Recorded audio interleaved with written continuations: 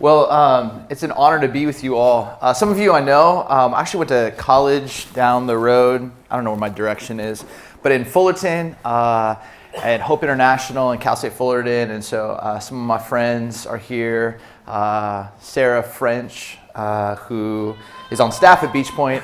She was in my wedding, and my wife was in her wedding. So there's just a lot of great, just feeling, just being here, and just even that worship moment, just to stand in the back and see a bunch of pastors with their hands open, to hear even some of those words that were called out, defender, healer. I think this is a really interesting time for ministry. I don't know if you've sensed this, but I think for many people, whether it's the Rise and Fall of Mars Hill podcast, whether it's what transpired at Willow, whether it feels like every moment that a new study comes out from Barna or somebody else of the Great Resignation, or pastors that are exhausted, it feels like right now, where there used to be some sense of respect and excitement and joy within the local church that we get to do this, just doesn't feel like it's that anymore.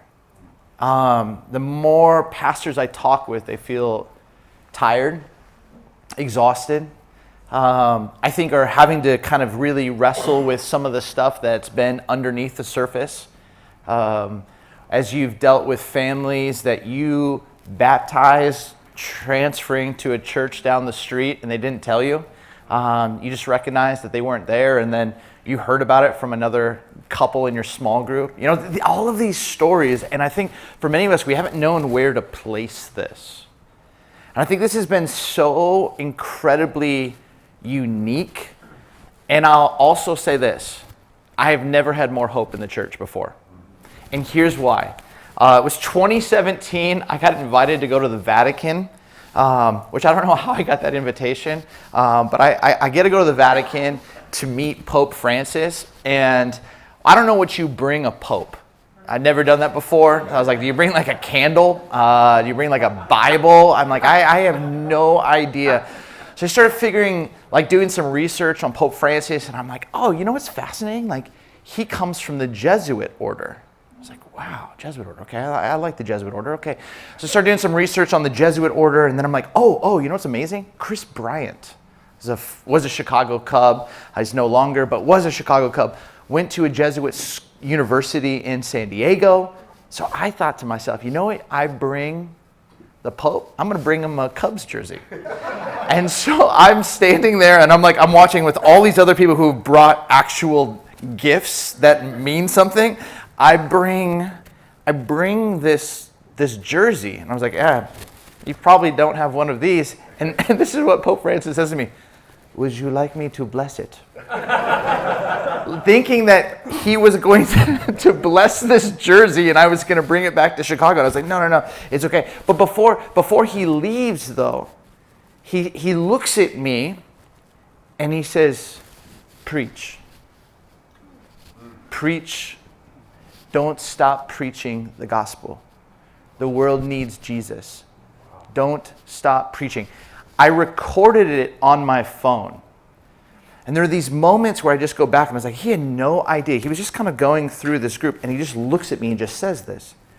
It was so fascinating because I have this moment, and the night before this, I'm sitting with Pope Francis's social media guy, which is just crazy that he is a social media guy, but that's the world we live in.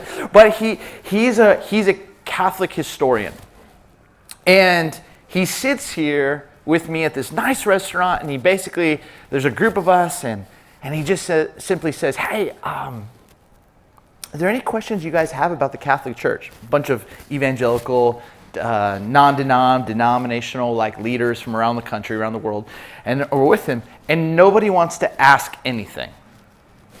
So I'm like, I'll be dumb enough to ask a question. And so I'm like, hey, there was a show on Showtime called Borgia. And Borgia was a pope, but he had kids, and he seemed to be a really, really bad dude. he like killed people, and it seems like he bought the role of pope and like abused power and was like driven by sex and money and narcissism. And this is before any of like the church kind of fallings was happening. I know nothing. I'm literally just asked this question, and I'm like, I think you've had some really, really great examples of the role of pope who've had character, but you've also had a number of people that you probably want to erase, right, from like the history books. And he said one of the most fascinating things to me. He said, you're right. You're right. We've had some incredible popes, some amazing men who have really upheld the values. And we've had some ones that have been pretty bad. But I will tell you this. Every time we have had a pope that has drifted far from the call, what has come out of that has been a new order. So the Jesuit order came out of Borgia.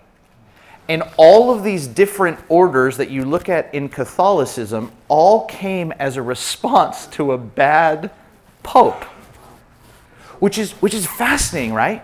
Because when we think about in these last number of years, and again, I've been in ministry almost 25 years, I've never experienced in the last 3 years as much conversations about formation and character than in these past few years.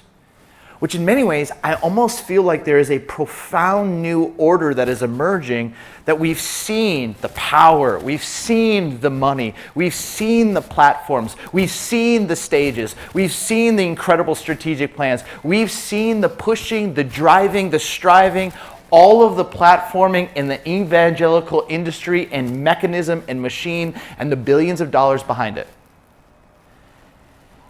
And yet, underneath it all, what really, really matters is your character.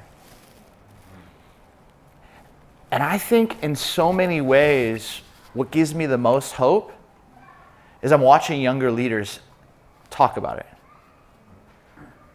One of the things that chokes me up more than ever, and I've been trying to, as many times as I can, is actually go see a pastor finish well.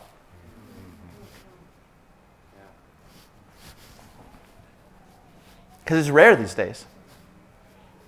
It's rare these days. And some of you know a little bit about my story, but you know, I found myself as kind of one of the two that were going to be taking the baton at Willow, and I was excited. I love Chicago. My family and I were moving back there in a few weeks. I love Chicago. I love the Midwest. I love the Cubs. I love Big Ten football. Like, I got the people. And I had no idea of the shadows and the bodies that had been buried.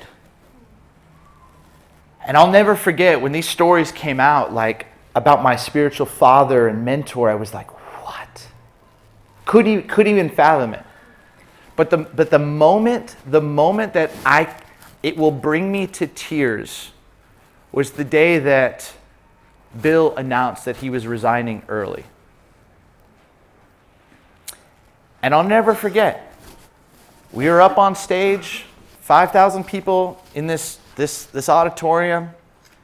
He says a couple words, the elders get up, and then basically they ask me to say a prayer. So I walk up, I say a prayer, and I thought Bill and his family are going to walk down and sit in the front row, which we called the bullpen, which is where they sat every weekend they were in town. But all of a sudden, what I saw was them walk off the stage and walk to the back room to get in their car and drive away.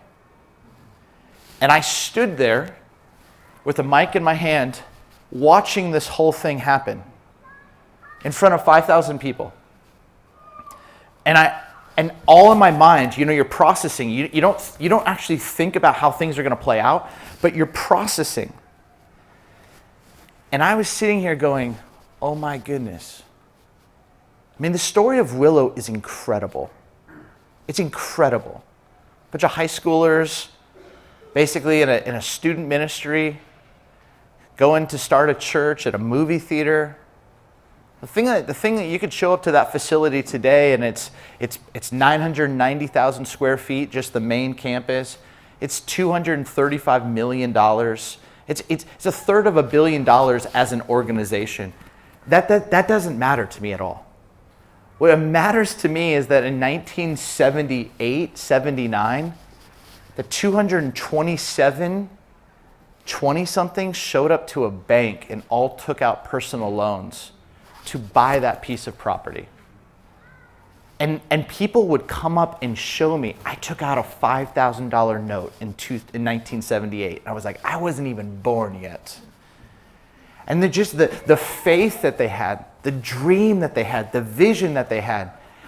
And Bill, he led that thing. And it hit me is as he walked out, he'll never step foot on that campus again. And it reminded me of my youth pastor, Hal, who on the regular, every time he'd see me, he'd look at me and go, I don't care how good you are on the stage. I don't care what you have to teach. I don't care. The thing I care about is your integrity. Because it's the only thing that you will spend your life working. Days, weeks, months, seasons, years, decades, and can be lost like that. And so you find yourself now in a season where I get done preaching, and it's like, as I walk to the car, a spiritual practice where I just simply say, I'm one weekend closer to finishing well. One weekend closer to finishing well. One weekend closer. And so what I'd love to do today is I have so much hope, but I also think the whole understanding of the craft of communication and our character has radically transformed. And it could be from 1,000 different reasons and outlooks due to social media, towards just the kind of unique season that we're in and cultural moment. But I just want to go back, and I want to spend time just kind of unpacking this. And then I want to talk a little bit about formation. And then also I want to give time for you guys to ask questions. I'm an open book. I'll be as honest and transparent. For me, these kinds of conversations mean so much. I grew up in Ventura County, went to college in Orange County. I love California. What you all are doing matters. But I don't care how great you are on a stage.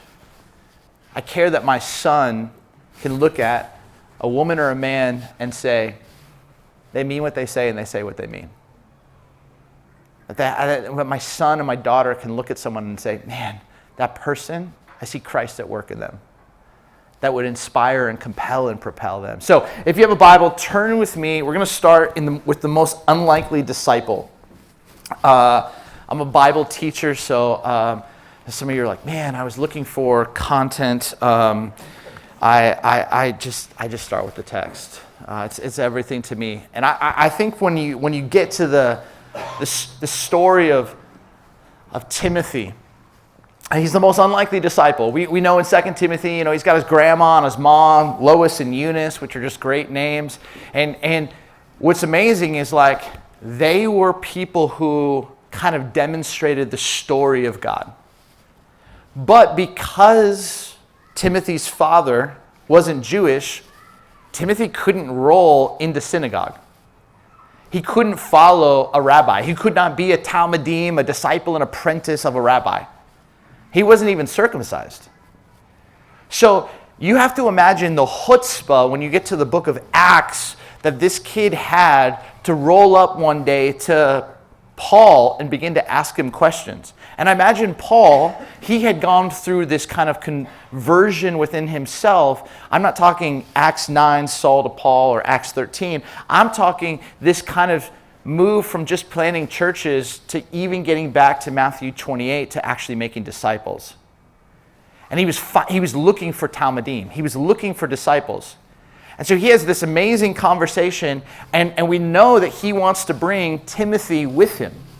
I guarantee you, though, some Jewish leaders were like, hey, I love your heart. I love his heart, but Paul, I just need you. I want to protect your brand. I want to protect your ministry. This kid's a mamzer, which means like he's basically one parent's Jewish, one parent's not. He's not like of proper birth. And Paul does something so beautiful. He basically says, hey, I'm going to make this kid my spiritual son. I'll be his spiritual father. Then awkwardly circumcises him, but like that happens. But basically saying, I'm going to be this guy, his spiritual father.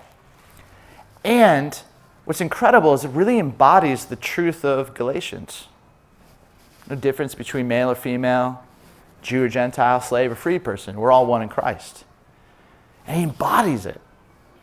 When you get to like 1 and 2 Timothy, you have to understand that Paul is like taking this whole concept of like the most unlikely disciple, and I'm going to hand over the city of Ephesus, and this kid is going to be the one who carries the baton forward. So he has some powerful words. If you mentor or develop younger leaders, 1 and 2 Timothy is, in my opinion, one of the most practical, important works to literally develop younger, emerging leaders, to shape them and form them. But it's also good for every one of us. So hear this. It says in chapter 4, we'll start with this. For physical training is of some value. That's why I don't work out. For physical training is of some value, but godliness has value for all things, holding promise for both the present life and the life to come. So beautiful. 1 Timothy 4, verse 8. And then he says this is a trustworthy saying that deserves full acceptance.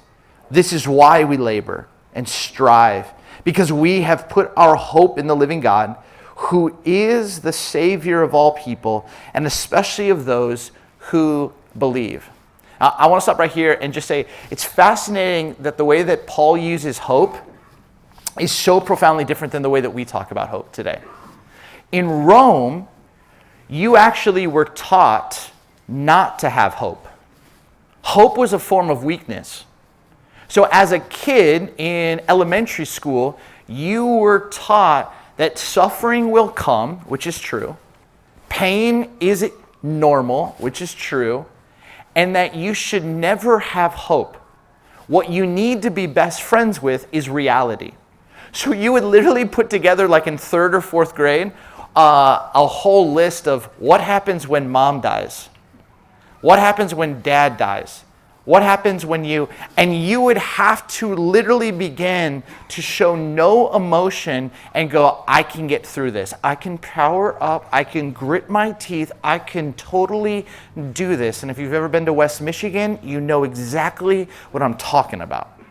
Because I'm just going to pull myself up by my bootstraps and I'm just going to grip my teeth. There's no sense of hope. So this is what Rome taught. But what's interesting, though, is that the way that we culturally use hope is fascinating. I mean, the way we use hope is kind of like this. I hope the Lakers make the playoffs. I hope that there's no traffic on the 405 so that I can make my flight at LAX. Every time that many people in our congregations, and even with us, the way that we use hope, it's predicated on one word, uncertainty. But the way that the New Testament writers saw hope was that you can desire something good, and because the tomb is empty, then anything is possible. And that resurrection bred a sense of confidence and certainty so that in any moment I could expect that God was going to work. That's the kind of hope. So when Paul writes, hey, we have this trustworthy saying that deserves or demands full acceptance, he's saying something so beautiful. We have our hope in a living God. So I can desire any moment to be redeemed or restored because anything is possible because the tomb is empty. Resurrection gives us a sense of absolute confidence, which again brings you back to that verse 8, for both the present life and the life to come. But then he shifts it, and he shifts it to speak these words to Timothy, a charge a charge in view of all of that reality. I have hope in you. I have hope to come. I have hope in the living God. I have some certain things. Now, in view of that, in light of that, here's some commands. And look what he says. Command and teach these things. Don't let anyone look down on you because you are young, but set an example for the believers in speech, in conduct, in love, in faith, and in purity. So it's like right here, he stops and says, all right, let's talk character. Let's talk character. You're going to step into leadership, and people are going to be able to look down on you. But don't give them any reason to. Your job is to set an example. And if you think about that, the way Paul would say this is, imitate me as I imitate Christ. Your job is to set an example. And this has become the anthem of many Saturday night or Saturday mornings or Sunday morning junior high or high school camps. And we stop right here. But I love that Paul starts with the character. Many of you know the name Dave Chappelle. Dave Chappelle is a comedian.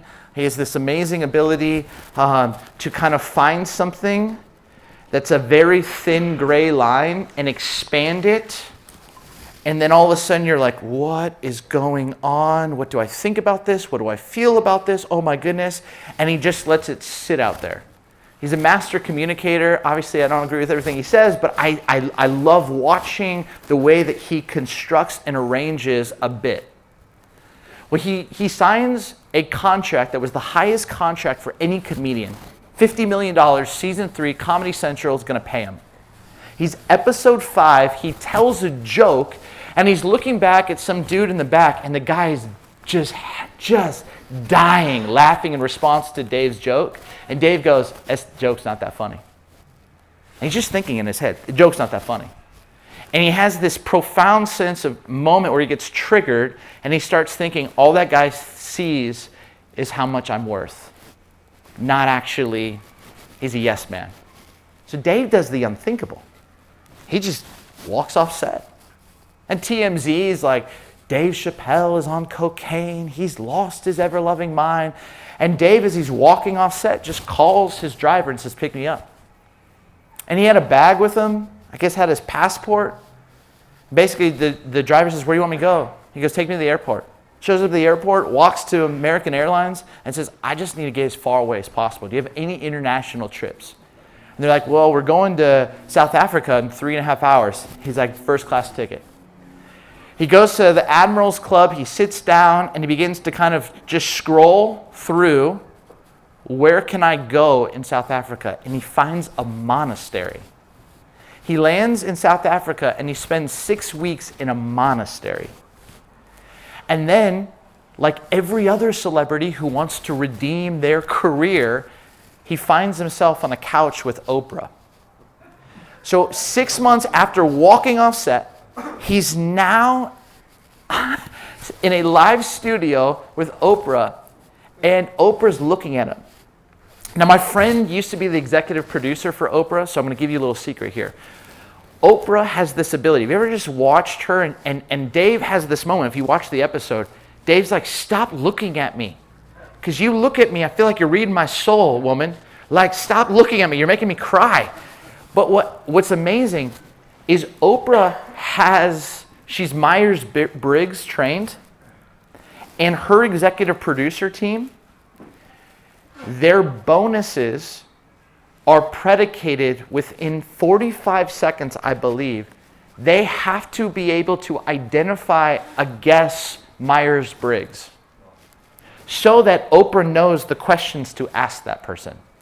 So if a person's like an ENFP, she knows what questions to ask. If this person's an ISTJ, she knows what questions to ask. And in real time, Oprah is going, nope, they got it wrong. So my friend, who was the executive producer for Oprah, she said the best year I ever did, I got 96% correct. So I got 96% of my bonus from Oprah. It's just amazing. So in this moment, Oprah's looking at Dave and goes, Dave, why'd you do it? Why'd you do it? Why'd you just bail? Why'd you just walk out? Why? And he said this line. Because success can take you places that character cannot sustain you. Dave Chappelle, success can take you places that character cannot sustain you. And this is what we're experiencing. We are experiencing a world that wants to platform the next young kid. We watch Kanye come to faith and everybody wants to bring him on stage. And a lot of us were sitting back here going, that's a train wreck waiting to happen. It's amazing that when Saul gets baptized, he doesn't speak a word for 3 years in front of people. He goes and he learns and he develops and he has some stuff, just have to be worked. It is this amazing piece. And right now, we are platforming people and we are pushing and striving. And what's amazing is we're just chasing success.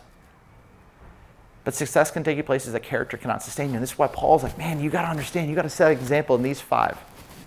But what's amazing, though, is every youth ministry that I've ever seen that's taught on this just stops right here. But that's not where Paul stops. Paul says, it's not just setting an example in your character. I'm actually commanding you to kind of see yourself as God sees you. Look what it continues to say.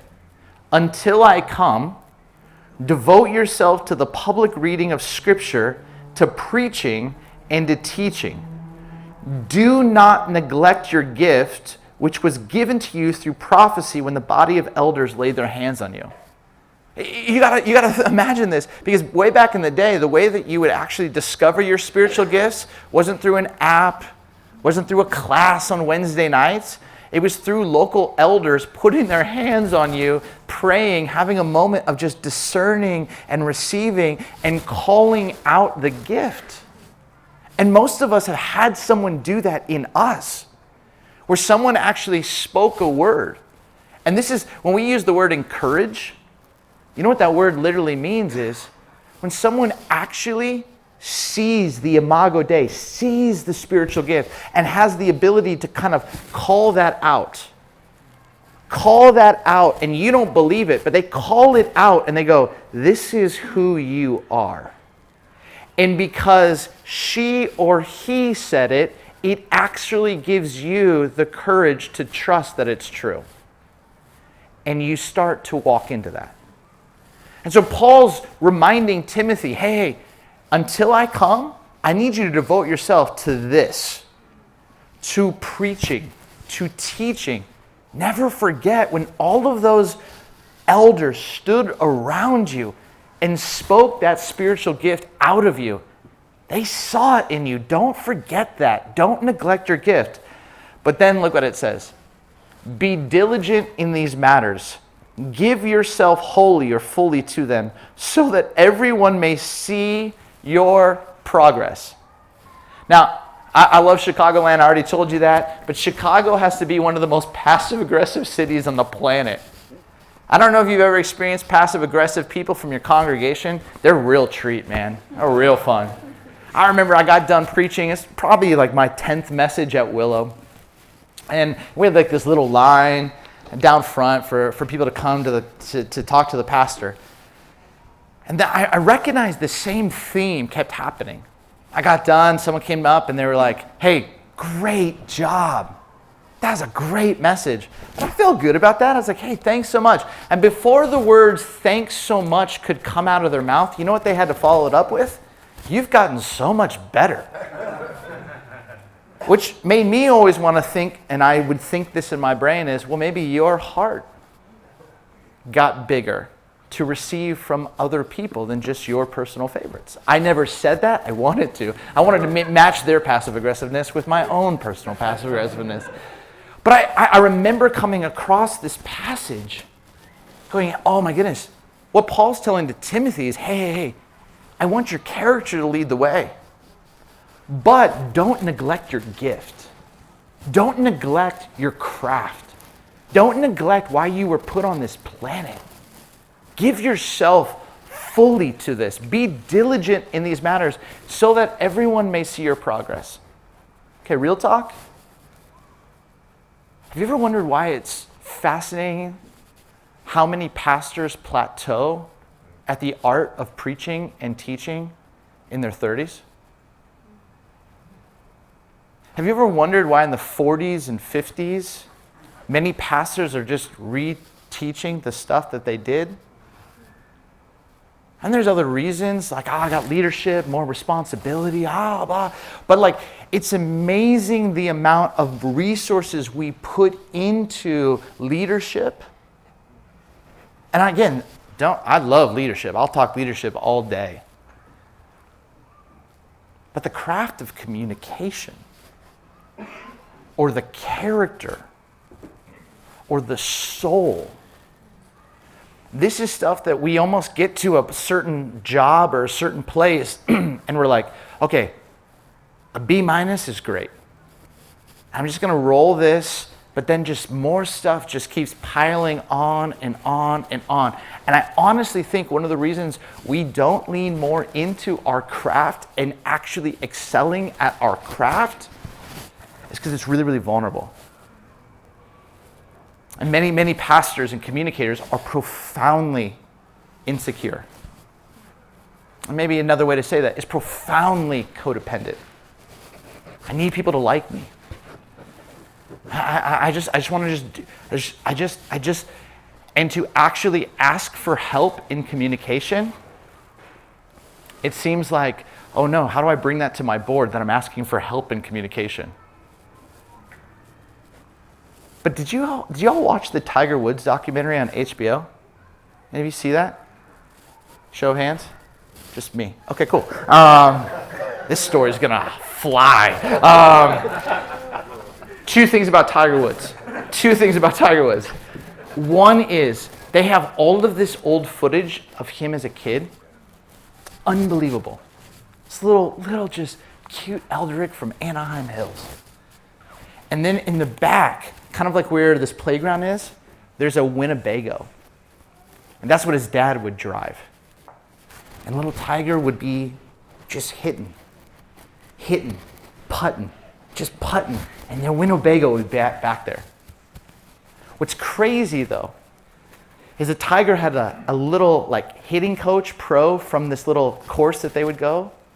And they would go from this Winnebago, get in it, and they would drive to different courses. And Winnebago would be there, his hitting coach and his dad. And his dad was like super militant. Tiger, you gotta swing, you gotta work. It was all success, all working on your craft, all doing that. And midway through the day, where little Tiger is just hitting, his dad and the golf pro were picking up chicks and going into the Winnebago. And Tiger knew it but didn't know it, but knew it but didn't know it. Blows your mind when you see this.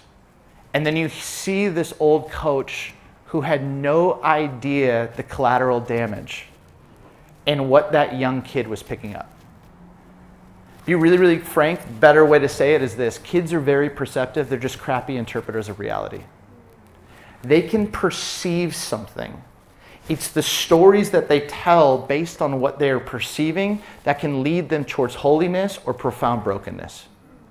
And most who don't have a healthy tour guide, apprentice, or like a mentor, often are left to their own brain and mind to go, oh my goodness, it must be because of me. I must not be good enough. I must have messed up. That's not what I wanted to say about Tiger, but that just jumped to my brain. The second thing I want to tell you about Tiger around the craft, though, is this. If you go and you watch what he did to Phil Mickelson one year, it's unbelievable. Absolutely crushed Phil Mickelson. He wins the PGA Tour. The next day, Tiger calls his hitting coach and says, I have to break down my entire swing and I have to build it back up again. He had just went on a run of winning 3 straight majors. And he's like, I gotta get better. And that, I feel like, for me, has been something when it comes to communication and when the whole kind of game of communication and preaching and teaching in this cultural moment, the methods that we once had The medium has fully changed. The message is more pertinent than ever. But if we're just coasting on what we learned in the 80s or the 90s or the aughts, the 2000s, like it's all changed.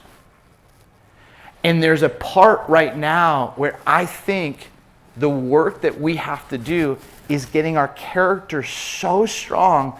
But who are the people that are helping to take your preaching to the next level? So that everyone can see your progress. That your congregation can be like, that word, that Holy Spirit word, the work that you put into that, it gave me something to be able to engage with my in-laws. It gave me something to embody for the marketplace. It gave me something to actually push me or challenge me or comfort me or remind me or rebuke me or convict me that somehow the way that you opened your heart, your mind, your life to in the prep was able to do this. And this is what Paul's trying to get Timothy to understand. And then he ends it with this, which I think is so beautiful. Watch your life, goes back to character, and doctrine closely. Watch your life, because there's a thief that wants to steal, kill, and destroy. We all have shadow sides. We all have these areas in our heart, in our soul. We have these pain points that literally, if we don't watch our life, it's just going to be really, really tricky. I've had to kind of, in this last season, I've untangled some of the beauty that I learned at Willow and some of the really, really tricky pieces.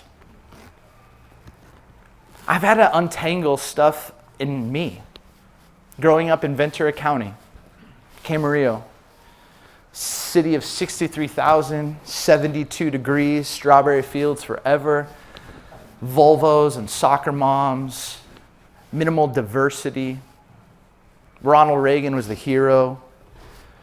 This was just a quintessential neighborhood to like grow up in. But the pressure to achieve, the pressure to get closer to the water, the pressure to make it, it wasn't ever said, but it was something I perceived and interpreted. And all of a sudden, I got into ministry and opportunities started to come.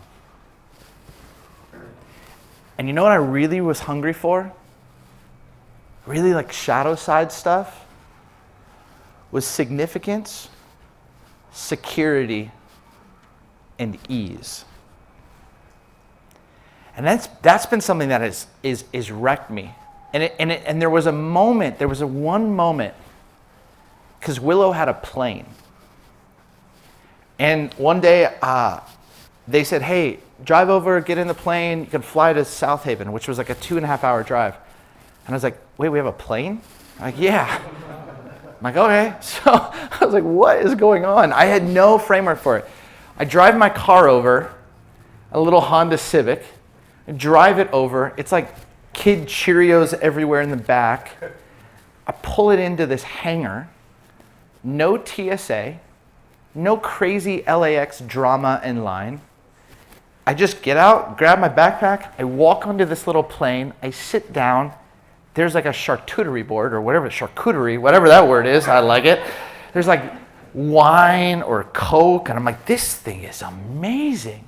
And all of a sudden, significance, security, ease. We land back.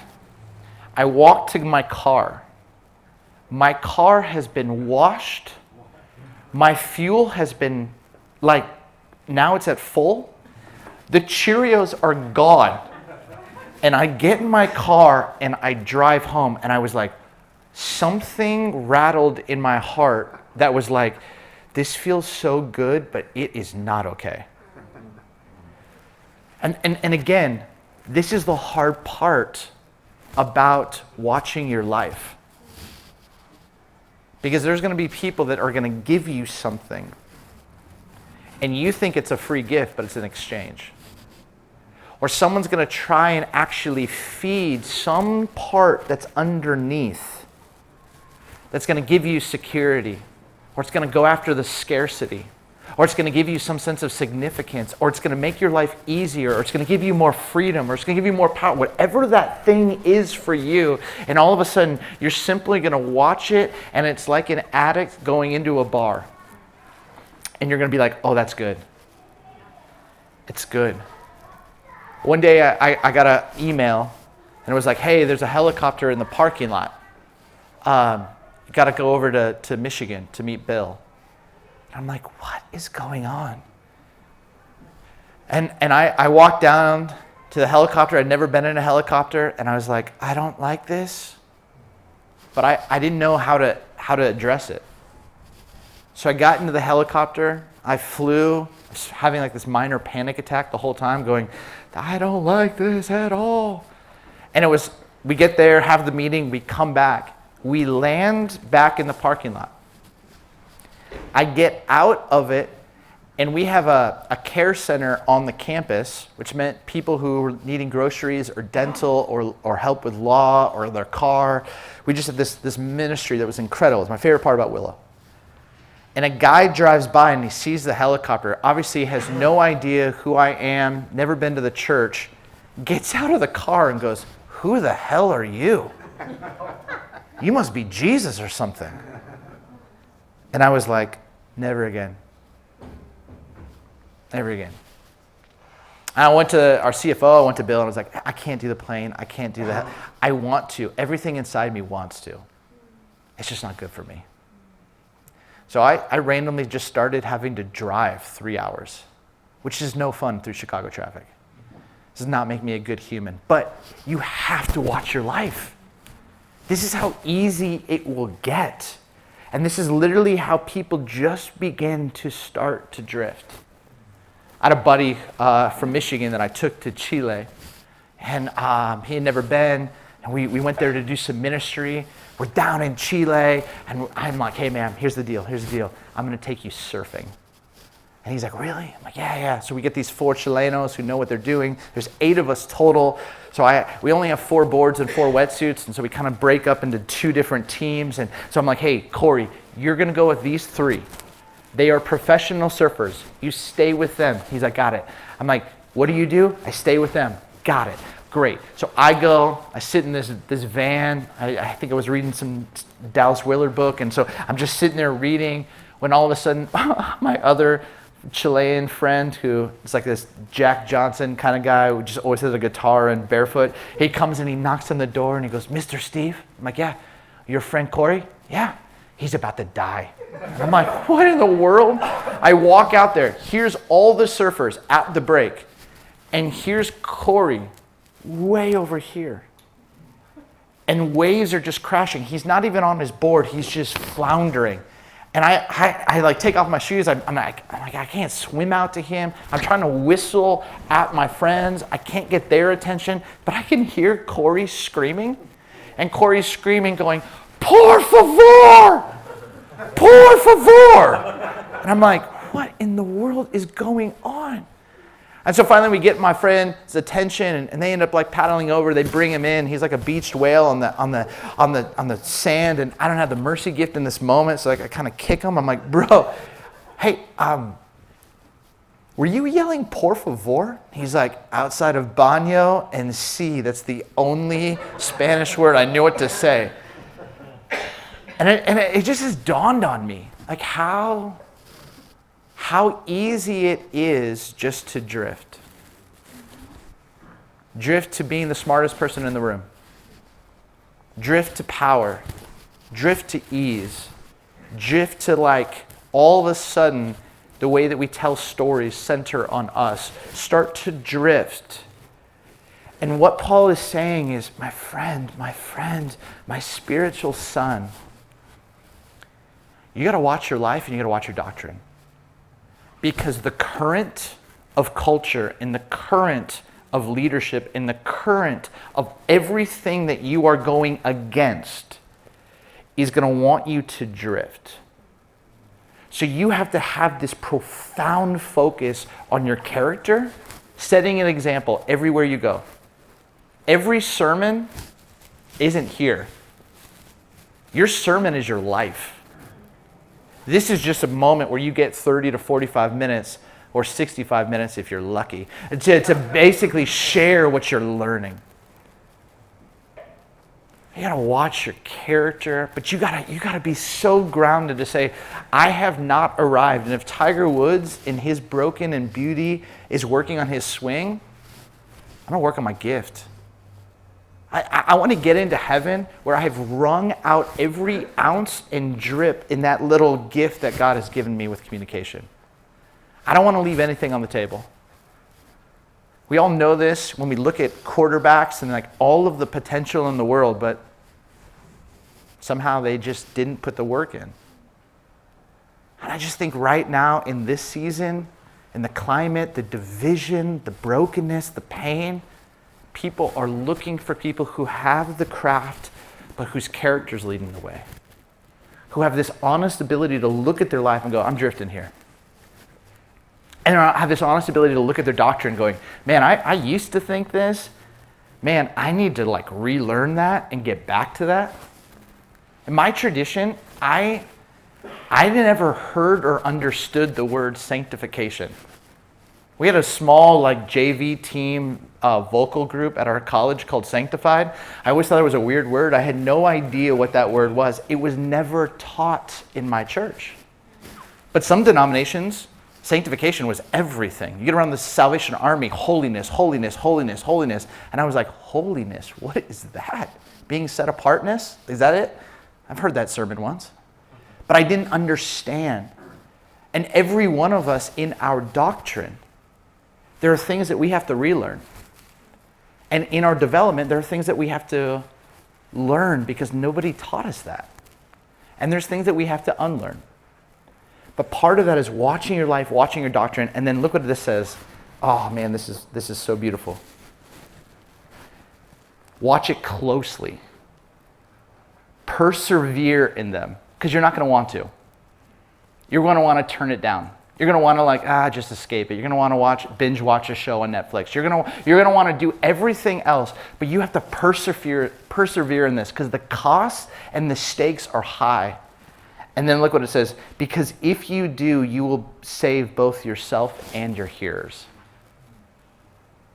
I had a buddy of mine who is 26, 27 years sober, but still shows up to AA. And I don't know if you're like me, but you sometimes can maybe ask someone a question that you think is a genuine question, and it just hits different to them. But I was like, why do you still go after 26, 27 years of sobriety? And he said this amazing line to me. He says, I still go because every time I show up, there's a 24-year-old kid who's coming for the first time. There's a 37 mother of 3 coming for the first time. There's a 60-year-old who's being honest with their quiet addiction for 40 some years. And I have this profound belief, if we make it, then I make it. I was like, man, if we make it, then I make it. And so for me, just in this first session, I want to just stress your character. I want to stress the importance of your craft. You've been gifted. You have the gift of communication or leadership or preaching, whatever that is, but don't neglect that gift. And watch it so closely. Watch it so closely. And I want to end this first session just with a prayer. And my grandfather was a multi-star general. He's buried at West Point.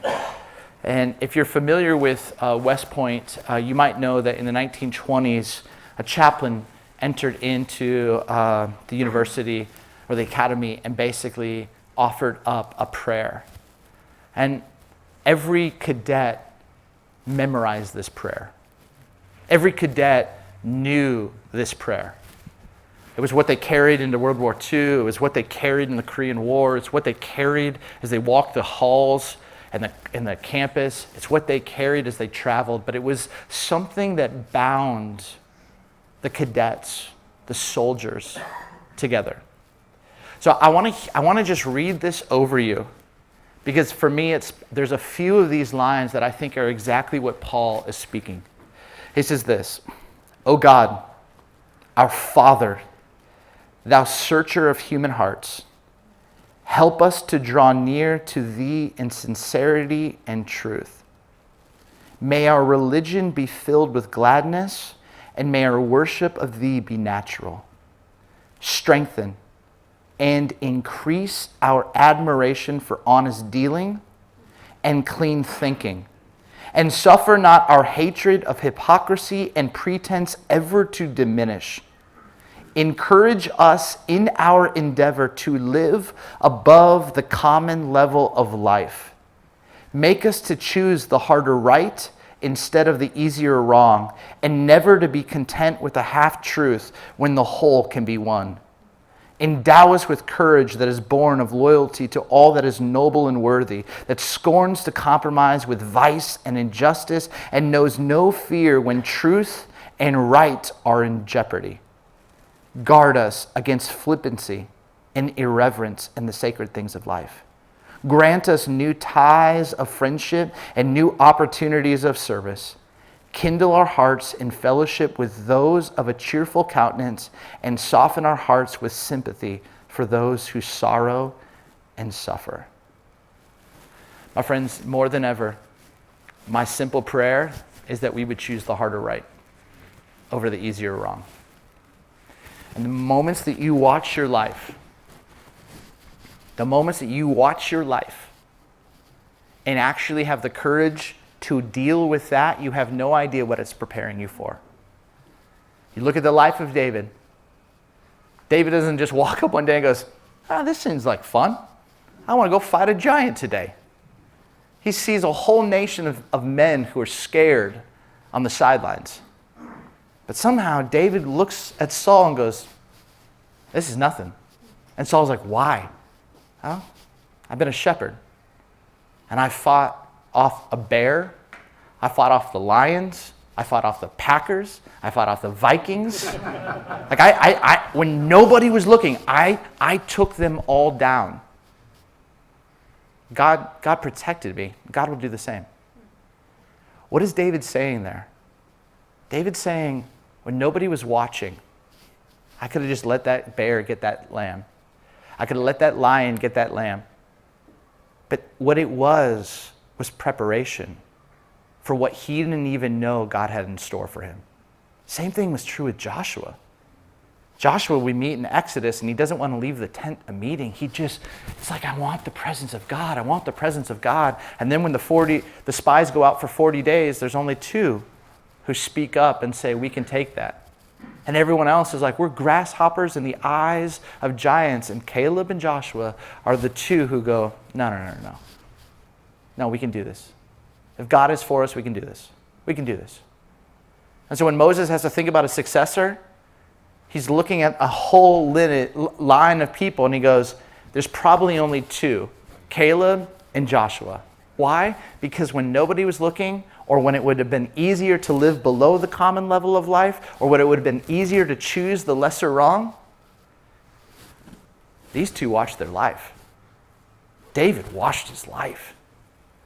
David chose the harder right. I'm not saying I did everything right at Willow. Please hear that.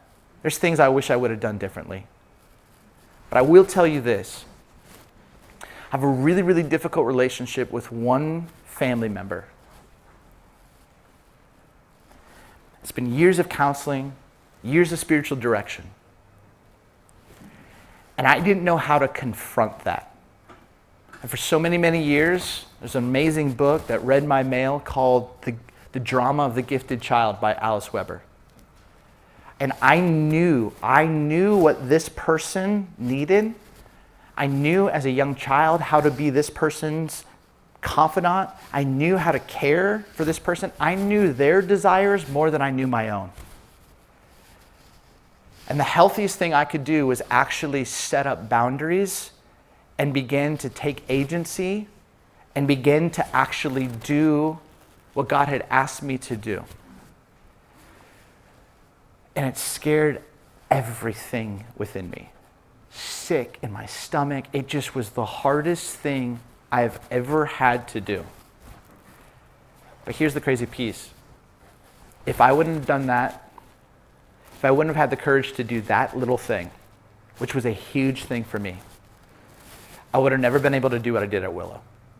Does that make sense? I never thought that this little thing was preparing me for what God had in store for me.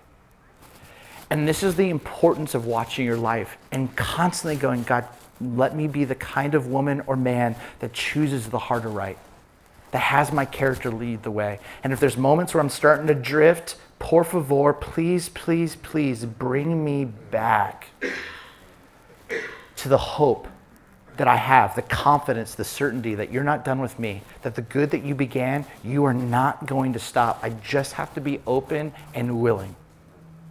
And when you live like that, I think you give yourself the best chance to finish well. Everything inside of us, we're human, we're carnal. We'll drift towards ease and comfort and sex and money and power and fame and ego and all of that. And it's antithetical to the kingdom of God.